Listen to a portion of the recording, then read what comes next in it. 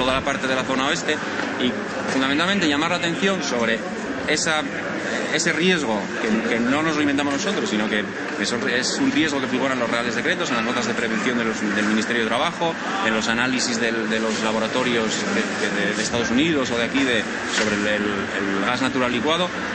Llamar la atención sobre ese riesgo y llamar la atención sobre la falta de información que no se nos da, que no se le ha dado nunca a la ciudadanía desde que se empieza el proyecto de instalación de la regasificadora en el Musel, y que se niega o se obvia, ¿no? Se omite completamente. Creemos que tenemos derecho a recibir esa información.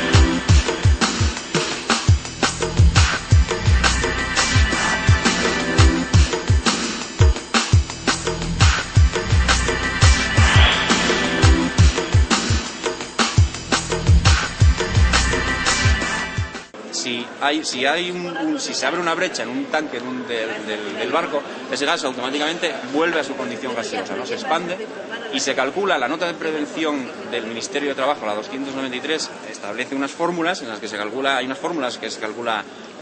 tamaño de la bola de fuego, habla así, ¿no? Dice, la bola de fuego pues tendrá casi 2 kilómetros de diámetro, tendrá 1,5 kilómetros de altura y arderá durante 89 segundos. Date cuenta que un barco del gasero, de los que trae el gas natural, son 150.000 metros cúbicos. Todo lo de la Campa Torres, todos los esferes, bombones que hay, son 44.000 metros cúbicos.